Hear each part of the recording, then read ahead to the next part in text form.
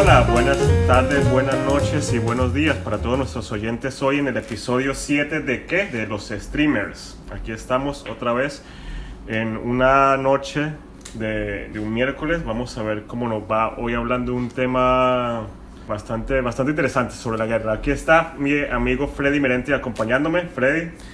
Buenas tardes, buenos días y buenas noches para todas las personas que nos escuchan. Les habla Freddy Merentes. Bienvenidos a Los Streamers, un podcast más acerca del cine. Aquí lo que hacemos es que, tomamos dos películas, las vemos y las analizamos dependiendo de un tema que elegimos nosotros. De las películas que vamos a hablar hoy, tenemos en primer lugar a 1971. Voy a decir que se llama así la película, ¿no? Porque se llama 71 con el apóstrofe en el 7. ¿Qué significa 1971? Es una película del 2014 y la podemos ver en Hulu. Y la otra película tenemos es In This Corner of the World del 2016. Es una película de animación en anime del director Tsunao Katabushi, y que une estas dos películas que de una perspectiva u otra pasan en un ambiente de guerra, se podría decir. Exacto. Vamos a poner en contexto para que sepan específicamente a qué conflictos bélicos nos estamos refiriendo y entremos en contexto, y pues vamos a estar compartiendo tanto nuestra perspectiva y apreciación de la película, como también datos referentes a lo que fue toda esa época que envolvía el contexto histórico en el que estaban basadas las películas. Ok, exacto. Vamos a darle, pues. Ok, vamos a empezar entonces con 1971. Me disculpan que llame la película así. La película se llama 71. Pero bueno, yo no me voy a complicar la vida, así que la voy a llamar 1971. Esta es una película dirigida por Jan Damanch. Es básicamente su primera película, y este director no es todavía, obviamente porque es su primera película, no es todavía tan conocido, pero de seguro por ahí va a estar sonando porque tiene alguna participación. Todavía no estamos claros si es que dirige un capítulo o es solo un capítulo. Acá Daniel me confirma que es el director de un capítulo de una serie nueva que está en HBO Max, que se llama Lovecraft Country Director. No, director no va. Ok, ¿quién más? Ayúdame ahí, Daniel. Entonces, ¿con quién más pertenece? Tú me dijiste que conocías a esta persona, el protagonista, ¿no? Ah, sí, está protagonizada por Jack O'Connell. Este actor es un actor inglés que yo lo conozco por una serie que se llama Skins, que es una serie adolescente de Inglaterra, que es como yo diría como un tipo precursor a lo que ahorita es Euphoria en el principio de los 2000. Es como eso de adolescentes que son como que... ¿De qué año es la serie, dijiste? Disculpa. De principio de los 2000, no tengo exactamente el año, pero es como estas series que son como de adolescentes rebeldes, que están como al borde, que usan drogas, que muy del sexo, que es este descubrimiento. Y ahí hace un personaje que se llama Cook, que es bastante interesante, pues. Pero él ha hecho otras películas, pero 71 creo que fue una de sus primeras películas que hizo después de saltar de hacer la serie. Entonces es posiblemente un actor que vamos a estar viendo de seguro en películas más conocidas en el futuro. Esperamos le vaya bien al muchacho, hay que desearle de hacer lo mejor, que le vaya bien en su carrera como actor. Es un muchacho muy talentoso, muy juicioso. Otra persona conocida, o que de seguro se va a hacer conocida y más conocida en el futuro, esperamos, es el señor Barry Keoghan. Matándolo. Asesinando su apellido, el señor Andy Keoghan, de donde conocimos. Él hace el personaje de un guerrillero en esta película. También cabe mencionar que el personaje de Jack O'Connell es el protagonista y se llama Gary Hawk y es un soldado. Y Barry Keoghan es un terrorista. Como un rebelde, como... Sí, es un terrorista. ¿Se define terrorista? Sí, yo lo investigué y por ahí viene la cosa. Pero, okay. ¿Tú me podrías hablar de dónde conoces a ese actor? Ah, bueno, él sale en Dunkirk de Christopher Nolan. Es uno de los soldados. ¿Tú viste esa película, verdad? Sí, sí. ¿Qué tal esa película? Esta película no es de sus mejores, pero igual a mí me parece que es muy buena película. Me explico. Tal vez no sea de las mejores películas que ha hecho, pero una película que cualquier otro director la hace, una peliculón. Sí. Hay otra película que no recuerdo su nombre, donde él hace como de especie de asesino. ¿Cómo es que se llama esa película? O sea, se llama The Killing of the Sacred Deer, dirigida por Yorgos Lanthimos. Es una muy buena película. Esa sí es una mind twisted esa película, como, o sea, una locura la trama y cómo se desenvuelve y todo. Uno no puede predecir esa película. Y este director Yorgos Lanthimos es el de Favorite. ¿Te acuerdas de esta película que estuvo en los Oscars hace un par de años? Ah, sí. Que era como de reinas. Exacto, de reina y que toda esta relación entre ellas. Bueno, que esta historia es mucho más loca. Bueno, no era de reinas, era de como de la realeza. De la realeza sería para la ser mejor específico, forma para de decirlo bien. Pues. Ok. Bueno, esas son las dos personas que podemos resaltar en este... Que yo reconozco en ese casting. Sí, yo también, lamentándolo mucho por ellos. Espero que sigan trabajando y... Mentira, no sé qué estoy diciendo. Vamos a continuar, bueno. Entonces ahora lo que vamos a hacer es que vamos a hablar de esta película. Yo le voy a hacer una breve descripción de esta película. 1971 nos cuenta la historia de Hawk, es el nombre del protagonista. Un soldado británico recién alistado en el ejército y que, bueno, es enviado a una excursión a una zona de Irlanda del Norte que se llama Belfast. En ese momento en Irlanda del Norte se estaba desarrollando un conflicto entre los unionistas y los republicanos, de los cuales, bueno, ya les hablaré más tarde. Pero bueno, la cosa es que en medio de un enfrentamiento, el soldado es abandonado por su comando, sus compañeros, él queda ahí en una situación medio rara, lo dejan ahí en el medio de la calle, se van, lo dejan abandonado y a partir de este momento, pues nuestro joven corre el riesgo, tiene que buscar la manera de salir precisamente de esa zona y corre el riesgo de ser asesinado por grupos terroristas o personas que simplemente van del bando contrario. Pues ese es básicamente de lo que va esta película. Se la recomiendo, está en Netflix y es una película del año 2014. ¿Te pareció? ¿Te gustó? ¿Te gustó esa película? 71. Bueno, la verdad, lo que me pareció interesante y que quiero resaltar es que es una perspectiva. Porque en esta película, cuando tú la empiezas a ver, yo estaba un poco confundido, ¿no? Porque precisamente como con esta temática de que nosotros decidimos elegir las películas al azar y nosotros simplemente la vemos. Realmente nos llevamos sorpresas. A veces, entonces, claro, exacto. Entonces, precisamente en esta forma en la que nosotros elegimos hacer este podcast, después que vi la película, me puse a investigar y resulta ser que la película pues está basada desde la perspectiva británica. Y eso ya ahí, pues... él lo pone como medio subjetiva la película, porque como te decía antes teníamos a los unionistas, que los unionistas básicamente eran personas de la religión luteranas, ¿cómo se llama? Eran protestantes, y estas personas querían que esa región perteneciera a lo que fuera parte del Reino Unido, mientras que teníamos a los republicanos, quienes eran una minoría, eran católicos. Y ellos lo que estaban buscando en este medio, en este conflicto, en esta protesta, lo que estaban buscando era hacer de esa región parte de lo que era Irlanda, o sea, volverla independiente de lo que era la Gran Bretaña, pues. Okay. Entonces por ahí es que viene la cosa. Claro, bueno, a mí, no sé si te pasó, tal vez tú sí lo agarraste mucho mejor que yo, pero yo la verdad estaba muy confundido entre todas estas facciones durante estaba pasando la película. Yo me sentía era como el personaje principal, porque este personaje lo que se ve es como que está atrapado en esta situación que él no entiende nada. Es un muchacho que como que empezó en el ejército hace poco, no sabe bien cómo son las cosas, y termina en esta misión que lo dejan botado básicamente, ¿no? Lo deja, todo su batallón lo deja atrás y él no sabe qué hacer, no sabe quiénes son sus amigos, no sabe si tienen mejores amigos, solamente está tratando de sobrevivir y se consigue con toda esta gente que está jalando para sus lados y él no sabe, él solo quiere largarse ahí y poder vivir. Y yo también me sentía como con él en esa situación de que, no, que él se vaya, me sentía ese estrés porque la película es muy estresante, yo me sentí muy estresado durante muchos momentos. Por eso que te digo que la película es un poco subjetiva, porque ellos deciden mostrar en esta película la historia de este pobre soldado británico y toda la vuelta, pero resulta ser, no fue tanto así. En verdad los soldados británicos eran bastantes hostiles con lo que era el pueblo católico minoritario. Y eso lo pasan en una parte. Entonces, claro, pero entonces es como que la película te trata también de poner como que te trata de defender el lado británico de cierta manera. Bueno, así lo vi yo. Okay. Y en verdad, los que estaban verdaderamente, o sea, ellos ponen en esta película a los terroristas que sí existieron, by the way. Eran varias organizaciones, pero entre las que más resalta era una que se llamaba el IRA. Pero ellos ponen a estas organizaciones como las más poderosas, como las que tienen más poder.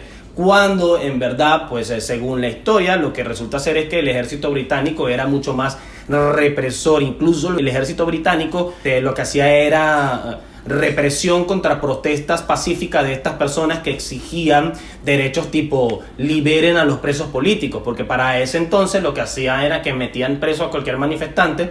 Qué casualidad que nosotros somos de Venezuela, un país donde más o menos pasaba lo mismo. Ellos lo que hacían era que metían presos a manifestantes pacíficos y decían que eran pertenecientes de guerrillas y que podían atentar contra lo que era la paz de la nación y toda esta vuelta. ¿Qué te parece? Si haces una película de guerra, imposible no escoger lados, porque al juro terminas retratando al que como tu protagonista y tu antagonista, ¿no? Y termina haciéndote que unos son los malos, a juro, para poder contar una historia, tal vez. Que eso es lo más interesante de la perspectiva de la guerra.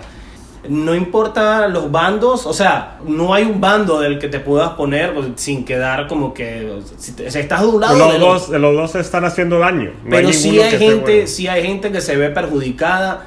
Todos se ven perjudicados de ambos lados, más bien sea del bando que sea, te vas a ver perjudicado de una manera u otra. Y eso es lo que deja como de moraleja la guerra, ¿no? Pero sí, claro, pero por ejemplo esta película yo siento que era una perspectiva muy personal porque era el chamo, ¿entiendes? No importa lo que estuviera pasando fuera de todas estas facciones que estaban creando vaina y no sé qué, el chamo lo que estaba queriendo era sobrevivir, no le interesaba, él no estaba involucrado en nada de esto, que nuestro protagonista... Que él al final se decepciona un poco. Totalmente. Me pareció interesantísimo que solamente dice 350 palabras en toda la película. Porque casi toda la película es puro callado, casi no habla, puro de acciones, huyendo. Básicamente está huyendo en toda la película. Sí, qué situación tan estresante. No, yo exacto, desde está estresadísimo. Visto desde la perspectiva del personaje de esta película, o sea, wow, debe ser un miedo horrible. O sea, debe ser como ser un policía en un barrio latinoamericano. Yo pensé, eso puede pasar en Venezuela. Esa situación un policía ahí que se quede en el medio de un enfrentamiento en un barrio que ya sabemos que muchos barrios en Latinoamérica pues están bien armados. Imagínate, bueno, eso más o menos debe ser lo mismo, ¿no? Uno civil se queda en un barrio y no hay más buseta, no hay más transporte. Eso puede pasar y tú estás ahí. Exacto. Pero bueno, en esto yo sentí ese miedo con él y siento que en ese sentido la película fue efectiva porque yo me sentí estresado con el personaje. Yo en unos momentos, no sé si te pasó sin hacer caer en spoilers, pero hubo unos momentos que yo, ¿qué? No puedo creer que pasó esto. Que yo salté de mi asiento, básicamente. Sí. Yo sé exactamente de qué momento era. Exacto, yo no te tengo que decir es qué momento fue. Pero esos son momentos que lo que hacen son reflejar situaciones que de verdad pasaron en la guerra. En la guerra, pero en la guerra, sobre todo en ese momento, durante ese proceso que estaba viviendo ese país en ese momento, ellos hacen una representación de uno de los problemas que trajo la guerra, que bueno, no la voy a decir. No tienen miedo la película en mostrar violencia, en cómo se mata a la gente y eso, que me pareció bastante cruda, pero bueno, yo creo que nunca se debe adornar nada que sea sobre la guerra, ¿no? Se debería mostrar claramente cómo es, porque es algo trágico del mundo y que no se debería adornar, pues no se debería ser bonito para alguien, sino demostrar en serio los horrores que son la guerra. Exacto, y que no importa del bando que estés, creo que siempre como la misión de los seres humanos y sobre todo de las personas con mucho poder y con mucho rango político, que son las personas que básicamente es las que empiezan estas guerras y estos conflictos, deberían tener la responsabilidad también de velar por sus ciudadanos y de tratar de siempre buscar solucionar las cosas a través del diálogo, la paz. Carne de cañón, la guerra son... Pero no, a ellos no les importa nada, ellos están ahí, o sea... Y lo más cómico es que, no cómico, sino irónico, es que las personas que inician la guerra y que las terminan, nunca están en la batalla. Exacto, eso es lo que me refiero. E incluso ver, por ejemplo, el tema de que una de las personas que más son vulnerables durante los conflictos bélicos son los civiles. Obviamente. Entonces, como incluso son usados como armas. Nadie piensa por esta gente, o sea, qué bola, ¿no? O sea... Porque uno piensa, en la historia, o sea, siempre dicen que, por ejemplo, Alejandro Magno o Napoleón, esos iban liderando el ejército, ¿no? Incluso Simón Bolívar, ¿no? Simón Bolívar supuestamente estaba ahí. Incluso Jon Snow iba liderándose. No iba salía corriendo de primero. No, yo lo vi ahí en la batalla de los bastardos, ahí el bicho saliendo entre los caballos. Por eso, de primerito. Pero es que así tiene que ser. Si estás haciendo así debería ser. Deberías estar ahí tú con tu ejército, como lo que dicen de los barcos, que te hundes con el barco. Sí, exacto. O sea, tú deberías estar ahí de primerito haciendo las vainas. Pero tú sabes que yo estuve investigando en internet y resulta ser que este conflicto no es considerado una guerra como tal. A pesar de toda la gente que murió, a pesar de que el ejército británico mandó un comando... Bueno, yo no conocía este conflicto, guerra. Que en el 71 yo no sabía. Y duró como 20 años también. Pero era entonces como... La película dice que fue en el 71, pero según lo que dice la historia, es que los conflictos empezaron a partir del 30 de enero de 1972, cuando había una marcha pacífica Después, entonces. Sí, exacto. Dice que en el 1972 hubo una marcha pacífica donde unas personas salieron a protestar por esto que te estoy diciendo, por los presos políticos y tal. Ese día hubo un conflicto muy grande y unos soldados terminaron matando como que fueron a 13 personas. Okay. Le dispararon, entonces ellos alegaron que las personas tenían armas y tal. Venezuela. Sí, exacto, dictadura.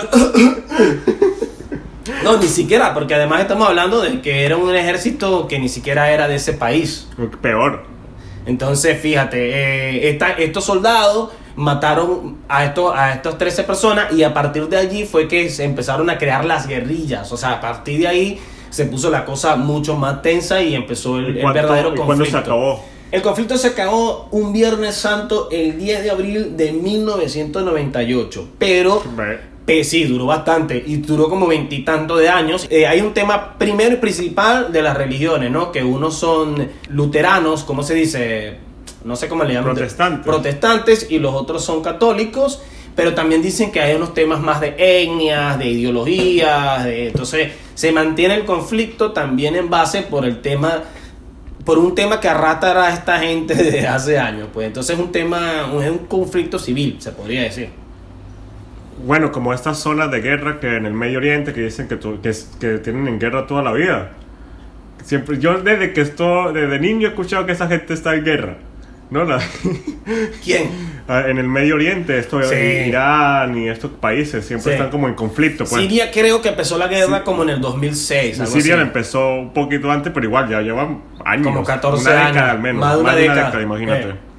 Bueno, Venezuela es un país medio en guerra. Sí, no, yo lo diría. Bueno, no en guerra. Pero sí en un conflicto sociopolítico. Exacto, que yo muy creo que fuerte. es eso. Que esos conflictos eran como conflictos que no es que todos los días están en una guerra, pero todo es una tensión de que... Pero es que había un barrio en específico, había como una calle en específica donde vivían estas personas que eran católicas y que representaban la minoría, que eran atacadas por las personas por las personas del bando contrario. Iban y quemaban negocios, destruían propiedades y tal y qué sé yo. Entonces sí había, como también pasaba en Venezuela o pasó en algún momento, este tema de que vienen los chavistas o vienen los del bando contrario, por llamarlos de un nombre más genérico, y quieren arremeter entonces contra las otras personas y tal.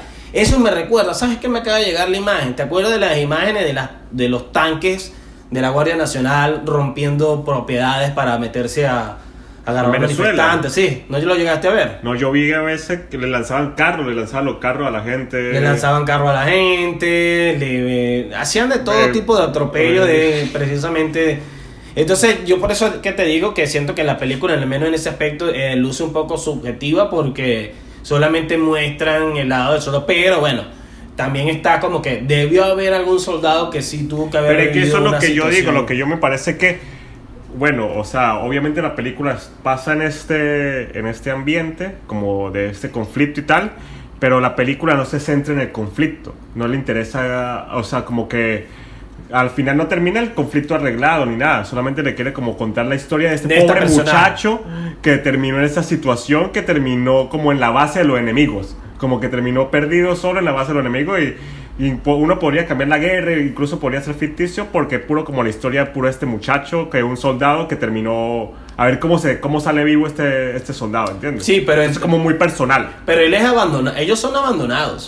Porque Porque alguno lo mandó. Y entonces esa persona nunca dijo, para allá vas, falta esta persona, hay que ir a buscarla de nuevo. Eso nunca pasó, se quedaron ahí y jódanse. Y yo creo que eso debe pasar mucho. ¿entiendes? Sí, me imagino. Lo que también vuelve al soldado en sí mismo una carne de cañón, que termina siendo que como... son carne de cañón. Bueno, no sé, pero yo no creo en este concepto de que sacrificas y tal, y después que por el veterano. Sí, yo no creo en el concepto de patria, tanto así como yo creo en algunas cosas. Exacto, no voy a ir a una guerra o unas cosas así, o sea, yo no lo veo. Hay que estar orgulloso de algunas cosas. Me perdonan los que estén en desacuerdo, pero yo jamás iría a una guerra por un país, porque no. Por ninguna razón, yo no creo en los conflictos bélicos. Bélicos, ¿no? Que se jodan, que se sienten esos dos putos presidentes. En acuerdos. Al final, en algún momento, alguno de ellos dos se va a tener que sentar y se va a tener que hablar. Las guerras empiezan con un bolígrafo y terminan con un bolígrafo. A menos que sean países como Venezuela, donde, bueno,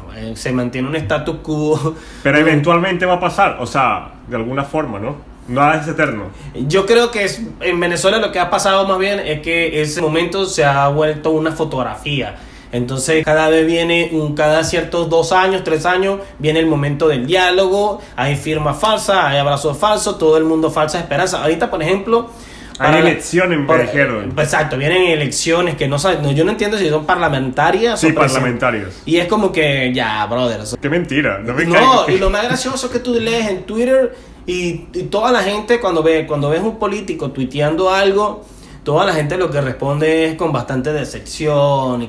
Yo no sé si entonces eso significa que los conflictos como en Venezuela, porque lo que pasa es que el conflicto en Venezuela se ha tratado de resolver con una pseudopolítica, y ese es el problema. Pero yo me pregunto entonces que eso significa que los conflictos solo se resuelven de manera bélica. O sea que en Venezuela se tiene que armar una guerrilla y se armar el pedo así como se armó en esa película, por ejemplo. Yo creo, eso o sea, es una teoría de la que yo siempre... Pero qué triste si esa es la única forma como humanos que tenemos para avanzar. Primero y principal, y segundo que en Venezuela eso ya se ha intentado al menos 3 veces y las 3 veces, bueno, al menos las 3 veces que yo conozco ha sido medio fracaso. Tenemos al capitán Guararapano o algo así, el que intentó asaltar un comando en Maracay, fracasó de la manera más fracasada, lo llevaron preso, pobrecito, este está llevando más tortura que el carajo. Después tenemos al pobre Oscar Pérez, lo acribillaron como un loco por andar también, no sé qué carajo la estrategia de ellos, no sé, yo no podría jugar porque no estaba ahí.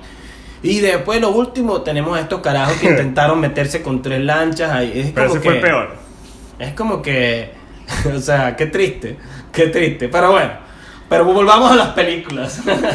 Es que imposible, siendo nosotros venezolanos, ver este tipo de películas y no identificarnos de una manera u otra con nuestra experiencia, todo, exacto, ¿entiendes? Con todo, sí. Porque yo veía esta película y yo pensé, las guarimbas y un poco, la protesta. Y los bichos civiles, la gente civil ahí protestando y tal. Exacto. Y esta como molestia de los civiles hacia el sistema y no sé. Estas 2 películas que leímos, de cierta manera, nos tocan una fibra a nosotros definitivamente, también por la situación del país donde vivimos, que aunque algunas personas no lo vean, porque no sé si algunas personas de Latinoamérica están escuchando esto en este momento y bueno, no saben qué está pasando en Venezuela, pero los que somos venezolanos sabemos que la cosa no juega carrito, como decimos. Bueno, no, este chamo, como lo que estaba diciendo de que habló solo 300 palabras en toda la película, me parece que lleva toda la película o bastante de ella puro con su actuación y lo hace bien. Yo me sentía desesperado con él, como sin esperanza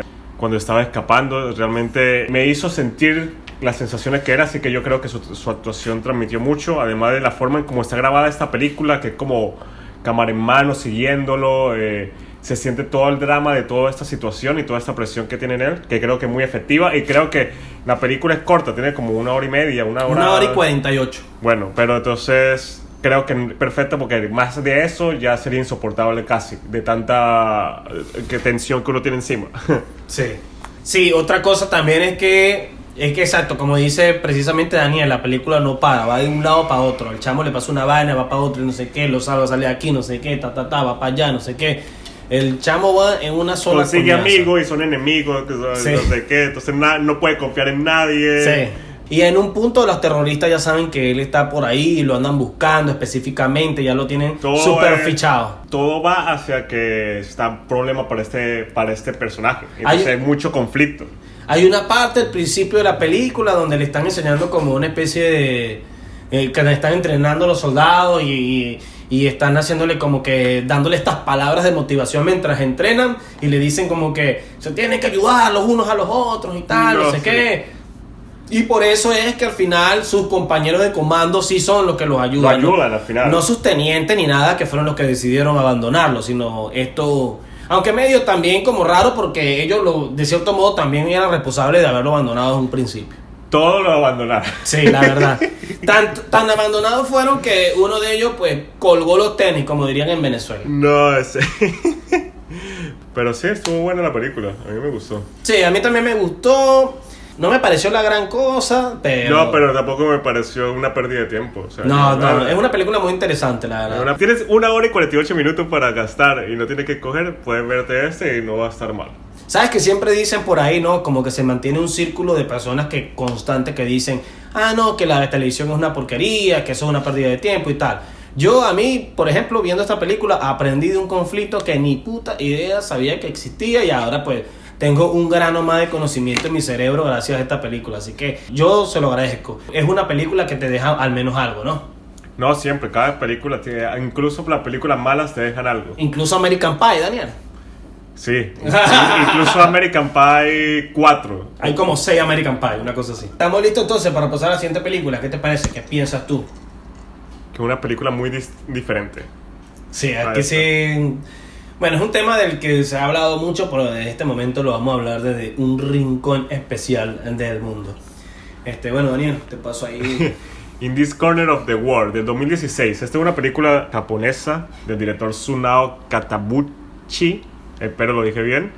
La forma de que podría describirlo es como un retrato de lo que era Japón en la época de los 40, de los 30 y 40, que nos hacen como una ilustración de sus personas, de la forma de vida, del estilo de vida. Y seguimos a este personaje femenino que básicamente se tiene que adaptar a unas tradiciones de la época, que eran, por ejemplo, matrimonios arreglados, muchas tradiciones del rol de la mujer en una familia, la vestimenta. Su personaje se llama Suzu y entonces vemos como su evolución de adolescente hasta que se vuelve una mujer, básicamente, ¿no? Es una chica que es una artista, pinta, y vemos como retrata todos estos paisajes y como todo esto sucede en un ambiente de guerra, porque estamos en la época en que está sucediendo el conflicto con Japón de la Segunda Guerra Mundial, que termina y culmina tal vez con lo que se podría decir el detonamiento de las bombas atómicas en Hiroshima y la otra ciudad Nagasaki, exactamente.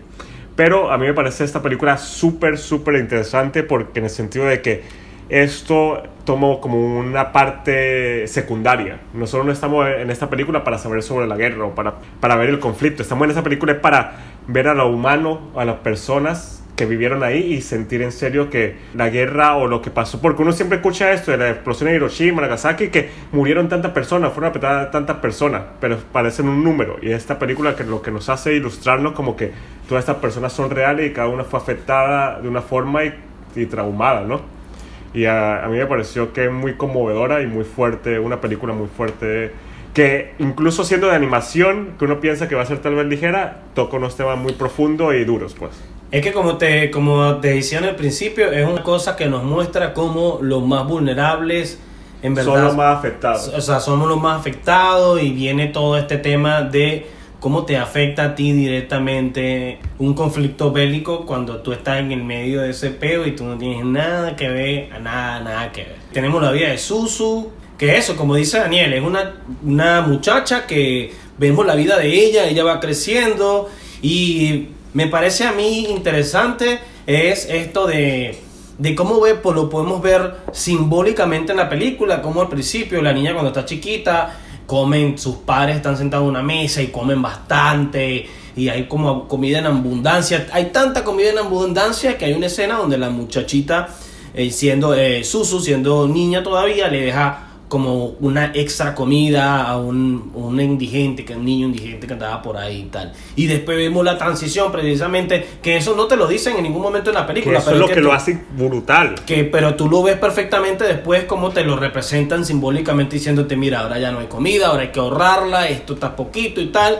Entonces nos está hablando así mismo, como dice Daniel, de la vida de unas personas comunes y corrientes durante este periodo de guerra, porque obviamente una de las consecuencias que trae la guerra es debacle económico, escasez de comida, problemas de gasolina, etcétera, etcétera, etcétera, y todo, bueno, obviamente la sociedad o cualquier sociedad se va a ver afectada de estos factores si su país está en guerra, y sobre todo si su país de repente no tiene tanta potencia. No, por ejemplo, pasa una escena en los mercados negros, cómo funcionan los mercados negros, que eso estuvo buenísimo. Exacto, adivina a qué me recordó. Exacto, es que esta película también total, toda esta situación era todas como que las situaciones esto fueron... es lo que pasa en países en conflicto, como ciudades en conflicto, todo esto, la escasez, haciendo la gente cola para poder comprar comida, al que no había comida, le daban todo racionado. Todo esto pasó en Venezuela, men. Todavía pasa. Yo recuerdo estar en líneas en Venezuela, estás esperando por jabón y ser que si, esperando por jabón para lavar la ropa y ser que si el número 6 y que te salga así el tipo y te diga, no, el jabón se acabó y tal. Y ya te jodiste. Bueno, a mí recuerdo también eso mismo en cola de gasolina. No, vamos a gasolina es este carro y tú estás 2 carros atrás. Ya, no tuviste gasolina, listo, ya perdiste la cola de 2 horas que hiciste tal vez. Y esto se ve reflejado así en la película, así perfecto, tal cual. Pero lo hace de una forma que es sutil, no te la ponen toda en la cara y no sé qué. Porque la película está enfocada en la vida de la muchacha, porque también lo que muestra es que incluso en estas situaciones de guerra o estas situaciones tan difíciles, la gente todavía tiene sus vidas y tiene sus relaciones interpersonales y la gente se enamora, crece, aprende, que es lo mismito que pasa en Venezuela. O sea, esta gente tal vez está viviendo allá, pero igual está sintiendo toda esta experiencia, ¿no? Que es porque es tan humano que todos están buscando esa persona, lo que sea, todos están creciendo y es como que la película nos cuenta esto. Y lastimosamente pues nos muestra que en este ambiente cómo afecta tanto la vida de todos. Otra fotografía que te trae como de recuerdo, por ejemplo, las personas que hemos vivido en países en conflicto como nosotros. Otra fotografía muy bonita es cuando dice, están así sentados en la colina y están observando los barcos de guerra. Y empiezan a hablar, no, que este es el barco tal, que este es el barco tal, mira el avión tal. Vuelve lo que es el ambiente bélico, parte de tu realidad y ni siquiera te das cuenta. Yo también recuerdo estar en Venezuela y salir a la calle y entonces ya eran militares por todos lados. Hubo una transición porque, por ejemplo, en nuestro país, Venezuela, eso nunca se vivió anteriormente. Nosotros no solíamos ver lo que era la Armada o la Guardia Nacional o como se llama en tu país, no lo solíamos ver en las calles así. Y para nosotros de repente fue como ¡pa! Así ahora de repente teníamos tanquetas y militares y no sé qué. ¿Sabes que en Venezuela pasaba? Habían siempre esos desfiles de orgullo nacional de los militares. Sí.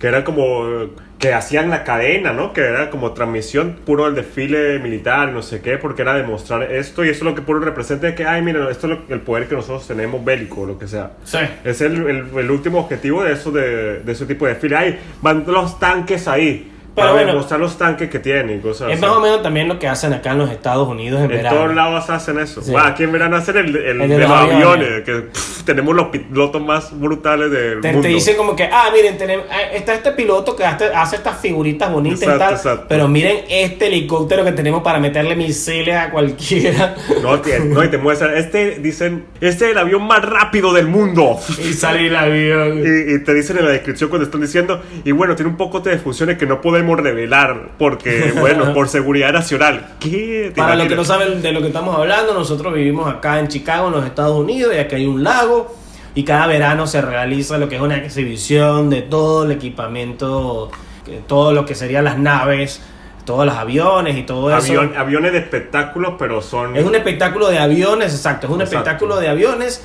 Pero dentro de ese espectáculo muestran lo que sería parte de la Armada. Como el arsenal de la aviación de los Estados Unidos.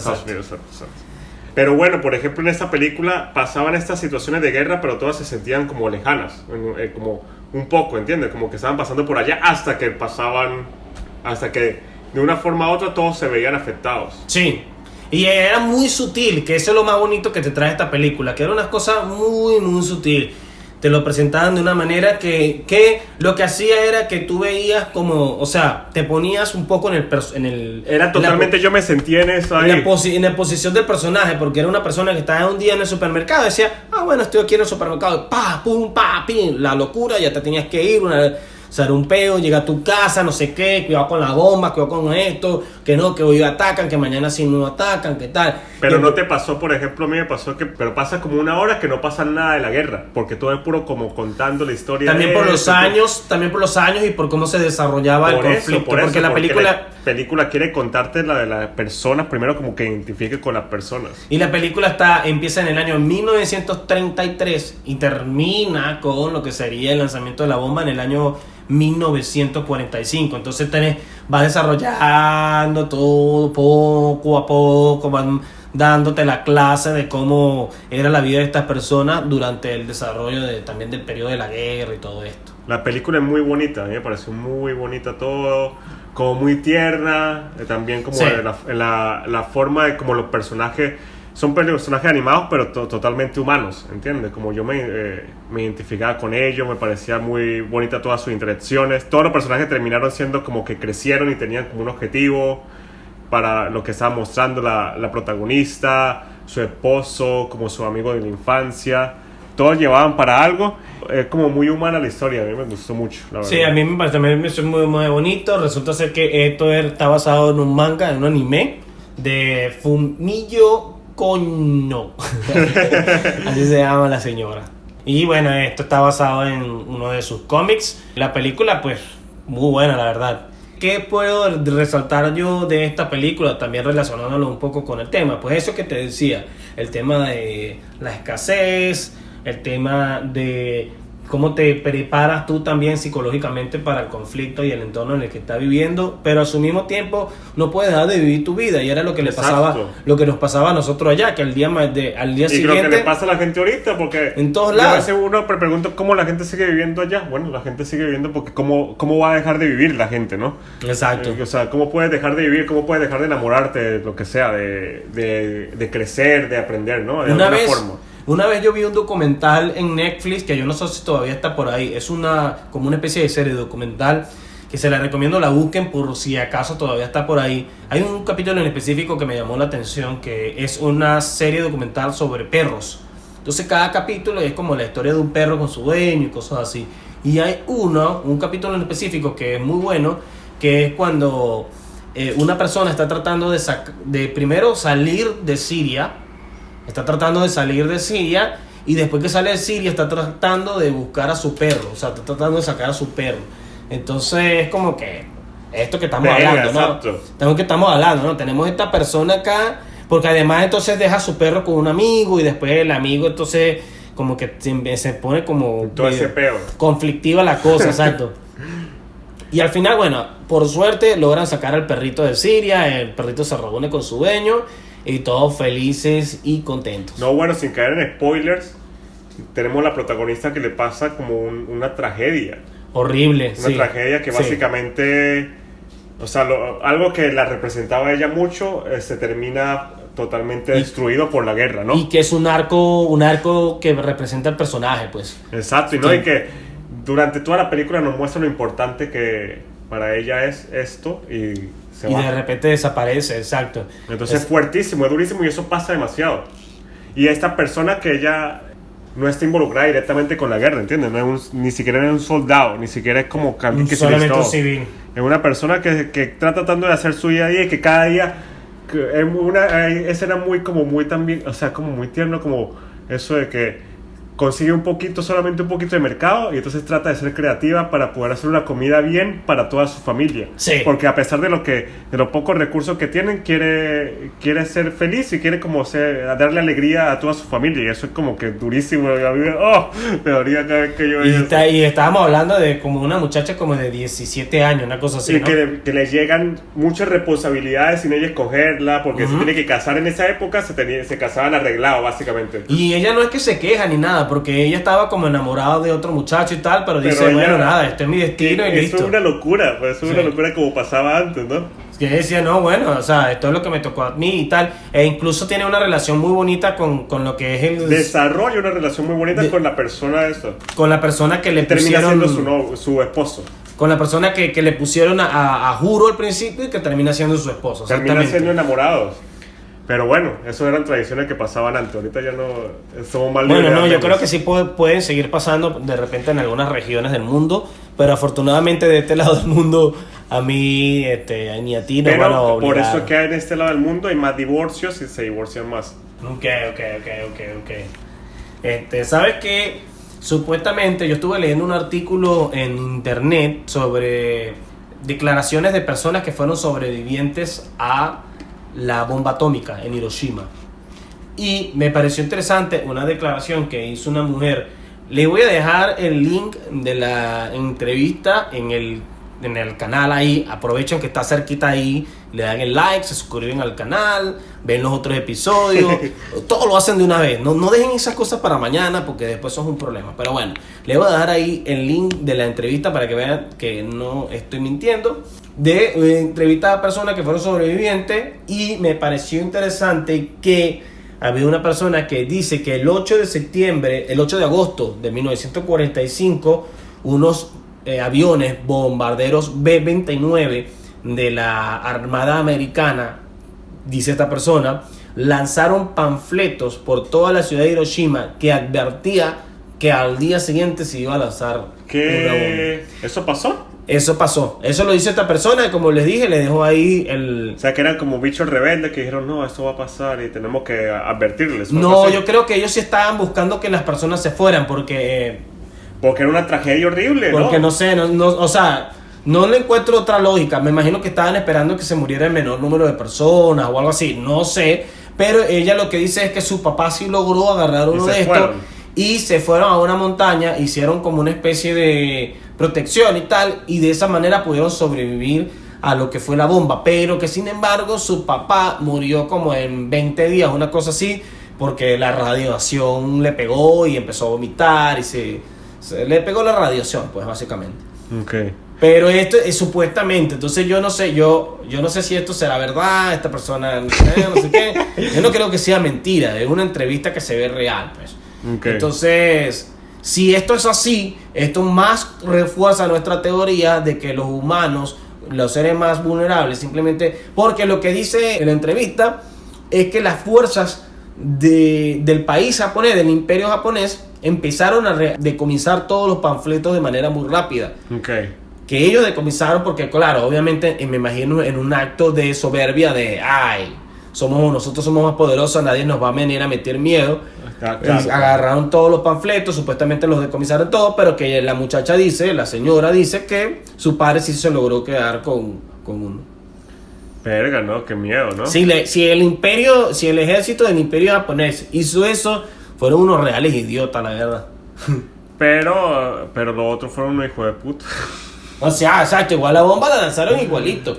O sea, no es que ellos se iban a escapar de ahí en 2 días o una igual cosa iban a así. Destruir la casa y todo. No, la ciudad toda quedó totalmente destruida. Y que muchas personas murieron incluso después de la bomba porque la cosa... Por la radiación. Porque la cosa está que la radiación les afectó de una manera. Como Chernobyl. Exacto. De Chernobyl. Exacto. Para los que no se la han visto, tremenda serie HBO. Y también otra serie que habla de un contexto histórico muy, muy importante. Sí, bueno, pero exacto, que ahí hablan de la radiación y como esa tragedia de radiación a todo el mundo que le afectaba y se iban a morir de cáncer, a todos les daba cáncer. La gran diferencia entre la bomba atómica y el problema que hubo en Chernobyl es que el problema que hubo en Chernobyl fue en tierra. Y en la bomba atómica explotó en el aire. No, y la bomba atómica era una explosión, ¿no? Exacto, entonces eso esparcía de cierta manera lo que era la radiación. Pero el problema de Chernobyl sí era más grave porque era la tierra lo que se iba a llenar de radiación. Y fue un error. En cambio, los otros sí fue una bomba que mandaron adrede. Sí. Exacto. O sea, ellos dijeron, vamos a mandar una bomba. Hay una escena muy impactante de la película que es una fotografía y no lo considero un spoiler, así que no me odien. Pero hay una escena muy importante de la película donde sale como una persona quemada viva y está como caminando y se acuesta y tal. supuestamente hay registros fotográficos de fotos de estas personas así también, como personas que llegaron quemadas del efecto de la explosión y como que se sentaban en sitios y se volvían cenizas ahí sentados. Y eso quedaba la marca de las personas. Hay muchas marcas que quedaron después de la explosión, que hay muchas fotografías en internet, se las pueden buscar, que hay como las marcas, las sombras de las personas porque se volvieron cenizas y se quedaron ahí imprentas. ¿Sabe que el personaje, la Suzu, como al final de la película decía, no, yo me quiero ir para Hiroshima, y yo pensaba puro en mi mente, no te vayas para allá, no te vayas, por favor. En una parte de la película que hacía que al final. Sí, al final era como que, porque yo sabía, ahorita viene. Pero lo que significa que toda su familia colgó los tenis, toda la familia murió, pero era como que ella ya tenía una nueva familia, ¿no? Porque al final de cuentas ya vivía con la familia del esposo, había creado ahí como lazos. Exacto. Es como una película que te hace reflexionar mucho, que te hace pensar mucho eso, como ponerte en esa situación, y que también me sentía más identificado por lo mismo, lo de Venezuela, que uno estuvo cerca de esa situación o muy similares, en una situación muy similares. Uno pudo vivir lo que era, por ejemplo, o sea, yo recuerdo muy claramente lo que fue el momento de la transición económica, por ejemplo, todo esto exacto. Empezar a vivir el tema de la escasez, de ver cómo de la inflación, de ver cómo resolvía tu economía. También me recuerdo mucho el tema de lo que eran los militares en la calle, tener que ver a militares en la calle que a veces te paraban y querían abusar de ti, o como le pasa al personaje el autoritarismo durante momentos tensos en ciudades y en países, pues los militares siempre abusan, porque no estamos hablando de que y yo no quiero faltarle al respeto ni quiero decir que todos son así, pero por lo general las personas que son de menor escala de los ejércitos son personas que quizás no tienen un mayor nivel de educación o de cultura, qué sé yo, que siempre terminan siendo un problema, porque no lo estoy diciendo yo, o sea, los soldados nazis, los soldados americanos, los soldados italianos, los soldados venezolanos, creo que desde donde sea que estés escuchando este podcast, vas a estar de acuerdo con que los soldados pueden ser medio becerritos a veces. No, como la muchacha que ella dibuja un barquito y los soldados se le molestan porque dicen que ella es una espía y una muchacha puro dibujando. Unos simples barquitos. Exacto, y está dibujando los barcos ahí. Entonces eso podría pasar muy en la actualidad de que, tomó una foto y dicen que, una espía porque está tomando una foto. A ese nivel de que todos los personajes al final se burlan de los guardias, de que en serio se creyeron que ella era una espía, por favor. Sí, esa parte es muy cuchi porque además ella se siente súper avergonzada. Sí, por eso. Y la familia se empieza a burlar. Y todos se están burlando de que, qué idiota, no sé qué. Y ella es como que, no, esto es muy serio, no sé qué. Ella se sentía como en problemas. Esa parte estuvo buena también. Sí. Esta película a mí me gustó. ¿Qué más podemos decir de la película? A ver. Estuvo buena. Yo creo que... Básicamente, pues, yo creo que hemos llegado entonces a lo que sería la parte de darle la puntuación a cada película. No sé qué piensas tú, Daniel. Sí va. Bueno, vamos a darle entonces, vamos a pasar lo que es la puntuación de la película de este día. Vamos a ver cómo le va a esta película según nuestro criterio. ¿Cuántos puntos le das tú, por ejemplo, a 1971? Yo le di 7 puntos. ¿7 puntos? Sí. Okay. Esta vez yo le doy 6 puntos a 1971. Ok. ¿Y cuánto le diste tú en This Corner of the World? 8. 8 puntos, yo también le di 8 puntos. Está bien. Está bien. Estuvimos bien ahí coincidimos en una, exacto. Bueno, entonces para la semana que viene tenemos ya 2 películas, las cuales se las vamos a decir en este preciso momento, para que si quieren la semana que viene pues pueden compartir con nosotros acá en esta tertulia, nos pueden dar comentarios, pueden seguir este canal de YouTube si les ha parecido entretenida nuestra conversación hasta ahora. No olviden también darle like, le pueden pasar la voz a otros amigos, cualquier cosa, cualquier colaboración no enriquece ni empobrece a nadie. Ustedes saben que es así. Para la semana que viene, si quieren montarse en este tren tertúlico con nosotros, las películas que vamos a ver son The Experiment del año 2010, se la pueden conseguir en Amazon Prime, o bueno, usted sabe que ustedes son las personas más inteligentes del mundo y siempre van a conseguir películas pirateadas en internet. Y si no, bueno, no importa, se quedan aquí con nosotros, conversamos. Como ven, ya hemos mejorado y ya no hacemos tanto spoilers de las películas. La otra película que vamos a ver es, ¿cuál es? Se llama Mother del 2009, la pueden ver en Hulu. Exacto, la podemos ver. Porque nuestro tema de la siguiente semana es cárcel, la película sobre... dos películas que tengan que algo relacionado sobre las cárceles. Exacto. La cárcel, básicamente. Entonces se pueden meter ahí en internet, tratar de ver The Experiment and Mother, una película asiática, la otra película creo que es americana. Sí. Entonces, bueno, nosotros no sabemos nada de esta película. Nosotros solamente nos compartimos los trailers después que elegimos el tema, así que yo todavía no sé nada. Por ahí vi algunas caras conocidas, unos actores conocidos. Se ven bastante buenas, la verdad. Les recomendamos la vayan a ver. ¿Tú tienes por ahí de casualidad los nombres de los directores de estas películas? The Experiment por Paul Schrader. Bueno, lo intentamos. Y Mother de 2009 por Bong Joon-ho. Ok, entonces bueno, se la recomendamos. La asiática dice que es de misterio. A mí me intriga, creo que es como una cosa psicológica ahí y tal. Se ve interesante. Y la de Experiment, vi el tráiler y me dio como hasta grima me dio a mí. Así que creo vamos a ver qué tal, vamos a ver. Sí, se ve que el tema de la semana que viene. Además que bueno, elegimos el tema cárceles, pero bueno, y veremos si en verdad tratan de qué perspectiva nos venden el tema de las cárceles, ¿no? Porque bueno, es otra cosa, ¿no? Exacto, pero bueno, entonces nos vemos la otra semana después de ver esas dos películas y a ver qué sale. ¿Estamos listos para despedirnos, Daniel? Nos vemos. Ok, bueno, yo me despido. Mi nombre es Freddy Merente, @Freddy_Fin en Instagram. También me pueden buscar en mi canal personal de YouTube, Freddy Merentes. Muchas gracias por habernos escuchado nuevamente. Capítulo número 7. ¿Quién lo habría pensado? Ustedes y nosotros acá juntos hasta este momento. Muchas gracias y nos vemos en el siguiente capítulo. Daniel Moreno, ese es mi nombre. Bueno, me despido aquí. Gracias por acompañarnos en esta otra noche hablando de películas, de muchos temas, de lo que se nos venga a la mente, ¿no? Básicamente. Y bueno, me pueden conseguir Daed Morgan en Instagram. Búsquenme, síganme y nos vemos la otra semana. Aquí somos los streamers y a ver más películas.